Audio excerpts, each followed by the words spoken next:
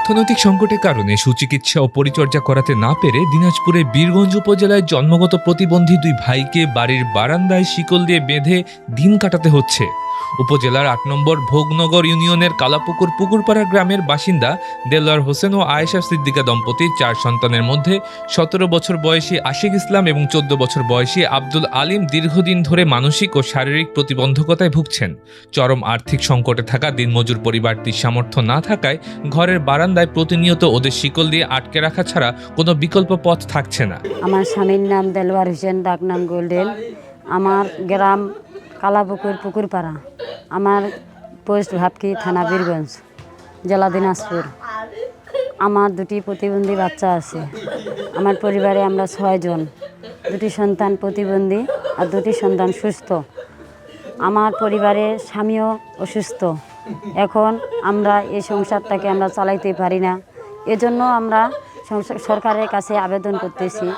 আমার পরিবারের খুব অন্য কষ্ট, সব দিক দিয়ে কষ্ট। আমরা এজন্য আপনাদের কাছে আবেদন করতেছি। এখন ওদের জন্য আপনাদের কাছে আমি আবেদন করতেছি, আমার সন্তানের জন্য আপনারা যে কিছু ব্যবস্থা করে দেন, তাহলে আমার পরিবারের 2টি সন্তান শান্তি পায়, মা বাবা শান্তি পায়। ওরা ছোট থেকেই অসুস্থ। ওদেরকে আমরা ছোট থেকেই ক্লান্ত হতে হতে যখন পারি না, তখন ওদেরকে আমরা এইভাবে অবস্থা করে থিয়েছি। এখন এভাবে থুতে থুতে এখন ওরা আরও বেশি হতেছে। যত বয়স বাড়তেছে তত ওরা বাড়িতে অত্যাচার করে, মা বাবার উপর অত্যাচার করে, পাড়াপড়শির উপর অত্যাচার করে। আমার বাসায় কেউ আসতে পারে না, কেউ যাইতে পারে না। আমি মা, তাদেরকে অন্ন দিতে যাইতে পারি না। ওরা সব সময় উলঙ্গভাবে থাকে। এজন্য আমি আবেদন করছি আমার সন্তানের। আমার স্বামী কিচ্ছু করে না, হাতে করে কাজ করে, কৃষি কাজে হাতে মানুষের বাড়ি কাজ করে, দিন হাজিরা। আমি এখন বাচ্চাদের জন্য আমি চিকিৎসা বা রাখার জন্য কোনো ব্যবস্থা চাইতেছি। দুই ভাইয়ের স্বাভাবিক জীবনযাপনের সুযোগ না থাকা এবং প্রতিদিনের এই শিকল পরা করুণ দৃশ্য স্থানীয় মানুষের হৃদয়ে চরম কষ্ট নাড়া দিচ্ছে।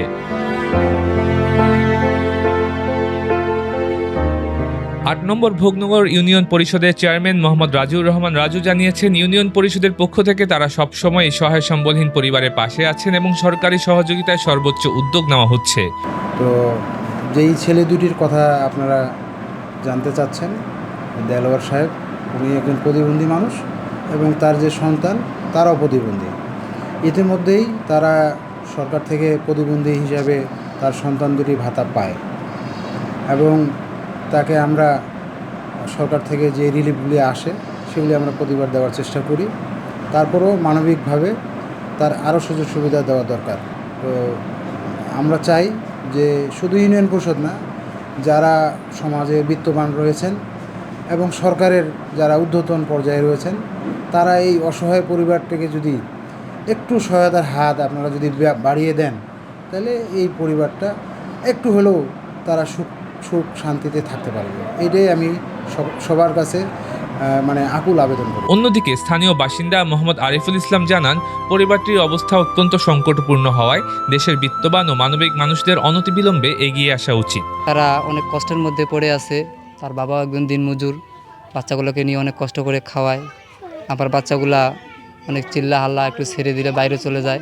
তার মাও অনেক কষ্টের মধ্যে পড়ে আছে। পাড়া প্রতিবেশী হিসেবে আমরাও এগিয়ে আসছি, আপনারাও সবাই একটু এগিয়ে আসেন যেন তারা কিছু সহযোগিতা সকলের কাছে পায়।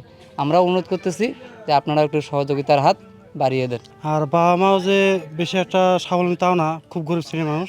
আর এদিকে আমাদের নজরটা খুব জরুরি।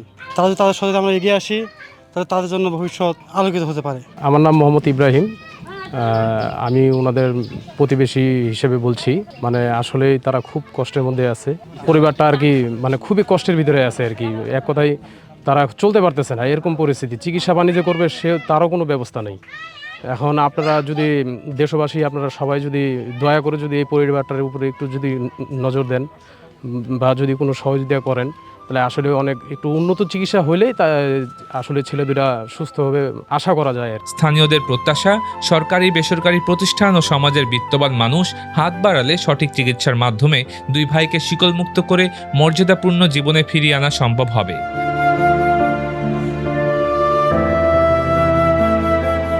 জেলা জুড়ে এমন সব স্পর্শকাতর ও মানবিক প্রতিবেদনের সর্বশেষ আপডেট পেতে dinajpurtv.com-এর সাথেই যুক্ত থাকুন।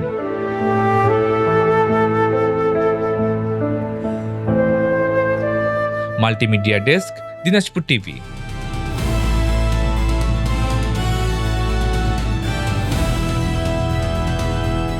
দিনাজপুর টিভি মানুষের জীবনের কথা বলে।